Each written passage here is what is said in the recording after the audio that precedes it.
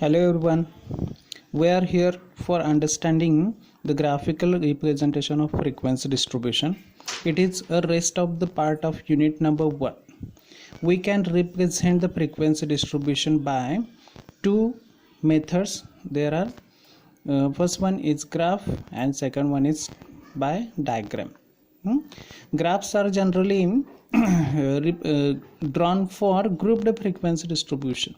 Grouped nothing but when you are given the classes and frequency. You already know that. And diagrams are drawn for discrete frequency distribution. Discrete means discrete means individual and discrete data. Okay, you already know that what do you mean by the individual and discrete distribution. There are few types of graphs. First one is histogram, second one is frequency polygon and frequency curve, and third one is ogive curves. But in your syllabus there are only two types of graphs, histogram and ogive curves. It is a first graph, histogram. Histogram is defined as pictorial representation of grouped frequency distribution by drawing adjacent rectangle on a graph paper by which we can locate mode of the distribution. याचा अर्थ काय बघा की histogram हे असे graphical representation आहे की ते कशाचं आहे तर ग्रुप्ड फ्रिक्वेन्सी डिस्ट्रीब्युशनचा. याचा अर्थ ज्यावेळेला तुम्ही क्लास आणि फ्रिक्वेन्सी दिलेल्या असतील त्याचाच फक्त तुम्ही हिस्टोग्राम फाइंड करू ड्रॉ करू शकता. आणि या हिस्टोग्रामद्वारे काय तुम्ही लोकेट करू शकता बघा ग्राफिकली तर mode of the distribution. We can locate the mode of the distribution by drawing histogram graphically. Okay, याचा अर्थ काय बघा की हिस्टोग्राम ड्रॉ करून म्हणजे त्याचा ग्राफ काढून त्याच्याद्वारे तुम्ही मोड त्याचा डिस्ट्रीब्युशनचा फाइंड करू शकता. याच्या आधी आपण तो कॅल्क्युलेट केलेला आहे. तर आता या लेक्चरमध्ये तुम्हाला हे कळेल की तो हिस्टोग्रामद्वारे कसा मिळवला जातो. तर काही थोड्या स्टेप्स आहेत याच्या, त्या हिस्टोग्राम कशा ड्रॉ करायच्या आहेत, हिस्टोग्राम कसा ड्रॉ करायचा आहे त्याच्या स्टेप्स काय काय आहेत बघा. Take a class along with x axis and frequencies with y axis. याचा अर्थ जे तुम्हाला क्लासेस दिलेले असतील ते एक्स ॲक्सिसला घ्या आणि फ्रिक्वेन्सीज दिलेले असतील ते वाय ॲक्सिसला घ्या. त्याच्यानंतर सेकंड स्टेप काय आहे बघा, ड्रॉ ॲडजेसेंट रेक्टँगल्स. ॲडजेसेंट याचा अर्थ एकाला एक लागून असं म्हणतो आपण. या ठिकाणी पिक्चर दिसतंय की हे सगळे रेक्टँगल्स आहेत हे एकामेकाला लागून आहेत. त्यांना काय म्हणायचं ॲडजेसेंट रेक्टँगल्स बाय फॉलोइंग. त्याला काही तर कंडिशन्स आहेत. तर कंडिशन कशी आहे बघा, width of the rectangle must be equal to width of the class. Width of the class याचा अर्थ तर त्याची रुंदी म्हणतो आपण विड्थ. याचा अर्थ ही क्लासची रुंदी रेक्टँगलची रुंदी कशी असली पाहिजे तर क्लासची रुंदीची इतकीच असली पाहिजे. हे तुम्हाला एक्झाम्पल सॉल्व करताना लक्षात येईल. अँड सेकंड कंडिशन काय बघा, height of the rectangle must be proportionate to the class frequency. म्हणजे त्याची हाईट किती असावी, उंची किती असावी तर जितकी तुमची क्लासची फ्रिक्वेन्सी असेल तितकी असावी. Okay, the resulting diagram is non as histogram. जर असा तुम्ही डायग्राम काढलेला असेल या दोन कंडिशननी तर तो रिझल्टिंग डायग्राम कोणता असेल तर हिस्टोग्राम असेल. Okay, the pictorial representation of histogram is as follows.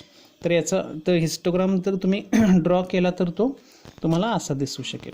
आता त्याच्यानंतर नेक्स्ट स्टेप काय बघा, select the highest rectangle and join the corner shows in the following picture. या पिक्चरमध्ये तुम्हाला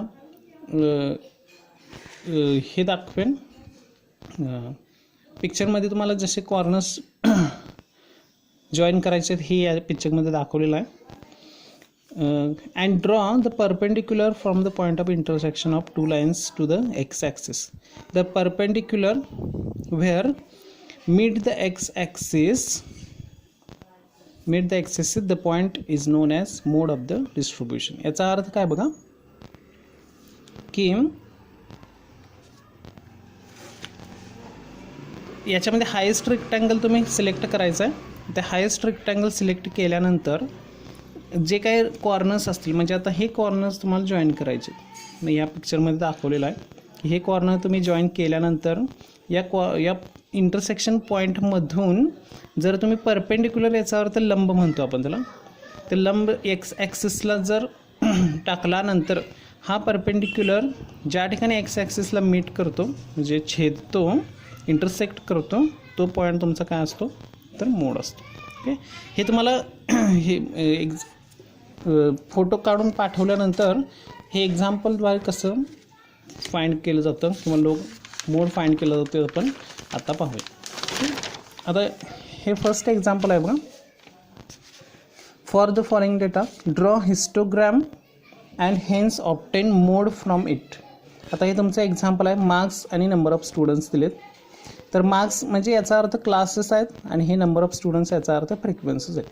याच्यामध्ये कोणतेही कॅल्क्युलेशन्स नाही आहेत. तर डायरेक्ट तुम्ही त्याचा ग्राफ काढू शकता किंवा हिस्टोग्राम काढू शकता. तर हे तुमचे क्लास लिमिट्स कसे आहेत तर एक्स ॲक्सिसला आहेत आणि वाय ॲक्सिसला तुमचे काय आहेत नंबर ऑफ स्टुडंट, याचा अर्थ फ्रिक्वेन्सीज आहेत.